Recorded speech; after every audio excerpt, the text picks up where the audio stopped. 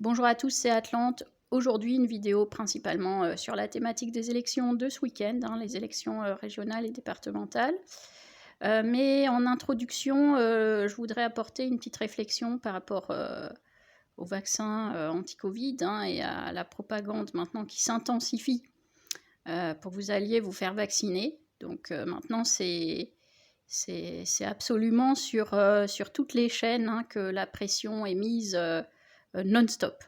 Vraiment du matin jusqu'au soir, c'est non-stop, y compris sur CNews. Et CNews, je les trouve encore plus particulièrement insistants que les autres. Voilà, donc pour ceux qui, comme moi, avaient quand même un petit penchant en disant que CNews est un peu plus pluraliste que les autres chaînes dites d'information, qui n'en sont pas, CNews non plus d'ailleurs, c'est du blabla permanent. Bien bon, voilà, je voudrais juste leur dire ça, c'est que CNews fait une très très grosse propagande pour que les gens aillent se faire vacciner. Même Jean-Loup Bonamy hier soir, ça m'a un petit peu déçu. Alors il est peut-être obligé de mentir, mais même lui il a dit oui c'est bon je vais me faire vacciner, etc. On dirait maintenant que c'est le thème en fait qui a remplacé tous les autres, qui est un pass. En fait, avant, vous aviez le pass. Est-ce que vous êtes bien anti-Trump? Est-ce que vous considérez bien que Trump est un gros taré? Ça, c'était avant. Et maintenant, c'est est-ce que vous êtes vacciné? Est-ce que vous allez vous faire vacciner? Ça, c'est le pass. La question est un pass, et surtout la réponse est un pass en lui-même, sachant que si vous répondez cela ne vous concerne pas, c'est ma santé, c'est une question intime, etc. D'office, on saura que, que vous ne l'êtes pas, voilà, ou que vous n'allez pas le faire. Donc, alors oui, en fait, je voulais juste préciser une chose, c'est que se faire vacciner, c'est un acte médical.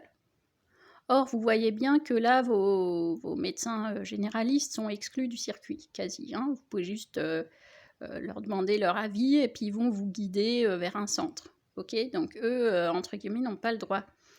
Et pareil, ils peuvent pas vous dire oui ou non, et ça va être votre décision en fait. Voilà, donc vous qui êtes suivi depuis des années, etc., votre médecin, il n'a pas à se prononcer médicalement sur la question, vous voyez? C'est la première chose inquiétante, questionnante, voilà. Deuxième chose questionnante, si ce n'est plus un acte médical, eh bien c'est quoi? Moi j'ai la réponse, J'ai deux réponses en fait. Il y a deux démarches parmi les gens qui vont se faire vacciner. Il y a la démarche de soulager une crainte, une peur vivace même parfois.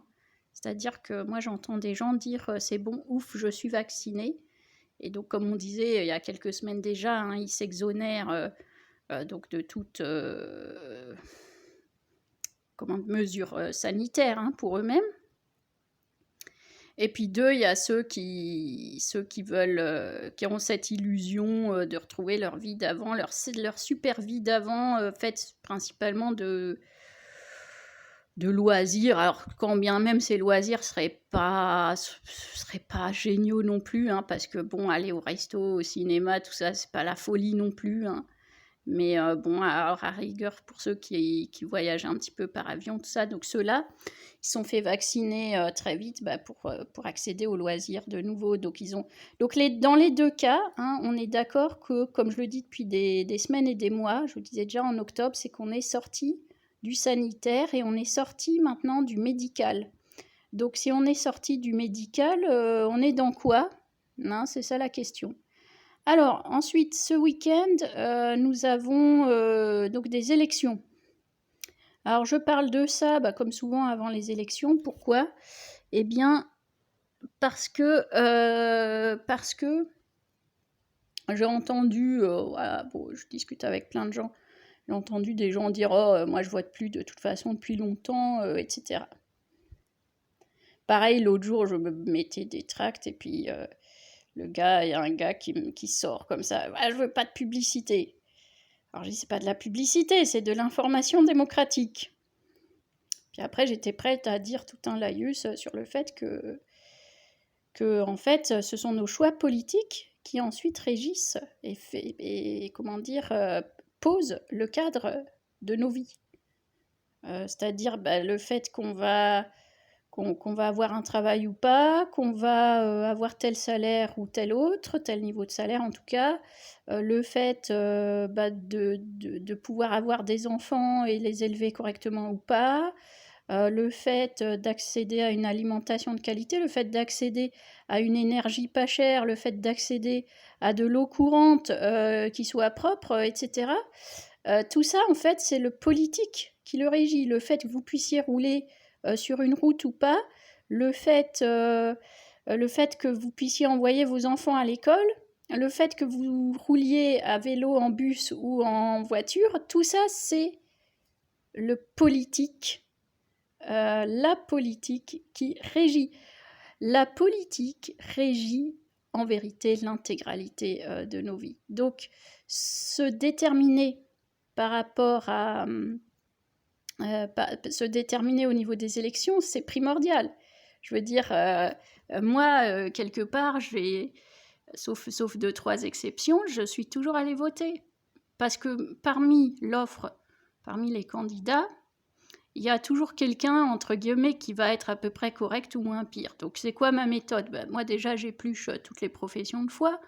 Hein, bien sûr, on les reçoit suffisamment à l'avance par courrier, donc les choses sont encore, entre guillemets, bien faites. On les reçoit donc dans la boîte aux lettres, sur papier. Donc il n'y a pas d'autre geste à faire que d'ouvrir l'enveloppe et ensuite de lire. Donc c'est la première chose. Il y a même les bulletins de vote à l'intérieur. Donc en général, les professions de foi sont assez bien faites, c'est-à-dire maintenant, les partis ou les mouvements sont assez bien rodés pour communiquer, en tout cas sur des axes essentiels qui vont constituer donc leur choix politique une fois qu'ils seront élus. Donc j'ai envie de dire, la démarche là n'est pas bien compliquée. Et parmi ce choix, on trouve toujours quelqu'un, entre guillemets, qui paraît correct. Ou voilà, on regarde, il y a toujours le profil aussi du candidat, du ou des candidats. Et puis on peut toujours aller un petit peu se renseigner sur Internet. Désormais, d'ailleurs, tous ces candidats communiquent beaucoup sur les réseaux sociaux. Donc, je veux dire, on ne peut pas dire non, que c'est opaque, etc. Ça, on ne peut pas le dire. Ça, c'est quelque chose qu'on ne peut pas dire. Mais le fait de ne pas voter, du coup, c'est laisser les autres choisir, tout simplement. Ça, voilà, hein, je veux dire des banalités, laisser les autres choisir, mais râler derrière, c'est toujours stupide. Je regarde dans les villes où vous avez eu une abstention record la dernière fois. Maintenant, vous avez tout le monde qui râle dans les villes en disant « Mais c'est quoi ces élus tarés et tout ?» Ouais, mais attendez, je veux dire, ils sont élus maintenant. Je veux dire, soit on change les modes de scrutin et puis les conditions, arithmétiques pour constituer une majorité. Hein, par exemple, avoir un quorum, quoi. Mais c'est pas le cas. Donc, c'est-à-dire, si dimanche, seulement 5% de la population va voter, ça n'entamera toujours pas la légitimité des élus. Quand bien même ils seraient élus avec 300 voix, ça changera rien aux schmilblick qui seront élus. Et quand on est élu, c'est noir ou c'est blanc. On est élu ou on ne l'est pas. Je répète, ça, il y a un truc de fou en France, c'est que les gens croient qu'il y a une pondération. C'est-à-dire que si les élus sont mal élus, ils vont agir proportionnellement à leur, entre guillemets, leur légitimité qui aurait été pondérée par le fait que les gens ne soient pas allés courir voter. Bon. Mais non, c'est noir ou c'est blanc. Ils sont élus ou ils sont pas élus. Une fois qu'ils sont élus, ils ont les pleins pouvoirs. Ils ont les pleins pouvoirs d'élus. Donc c'est primordial d'aller voter dimanche. Hein. Je veux dire, c'est une honte de dire je vais pas voter, à moins que vous soyez dans un choix, voilà, en deuxième tour et que vraiment vous soyez entre la peste et le choléra et que vous choisissiez de vraiment pas choisir pour le coup. Là, je peux comprendre, mais sur un premier tour, c'est complètement aberrant de ne pas y aller. Voilà ce que je voulais dire. Donc, tout simplement, ma foi, allez-y. comme dit, vous trouverez, il y a des gens corrects. Faut pas oublier, l'engagement politique, c'est quand même du temps qu'on prend, c'est une réflexion. Enfin, je veux dire, c'est des gens qui, quand même, qui ont le mérite au moins d'essayer de faire quelque chose. Ils sont pas devant leur télé à être là, à pas savoir quoi faire de leur vie ou pas savoir gérer leurs gosses et puis être dans des choses très triviales. Non, quand même, ils agissent au moins pour quelque chose qui est plus élevé qu'eux-mêmes. Donc, ma foi, je trouve quand même toujours que la démarche de se présenter est une démarche honorable.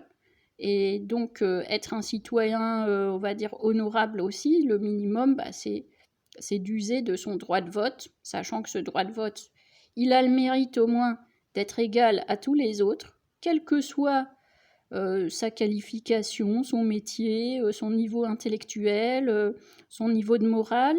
Voilà, donc finalement, donc allez voter dimanche, hein, vous trouverez bien quelqu'un de correct à qui donner votre voix. Et puis c'est tout ce que j'aurais à dire et on verra les résultats et seront assez déterminants, je pense, pour la présidentielle. Donc pour une fois, ces élections locales vont être assez intéressantes. Allez, salut!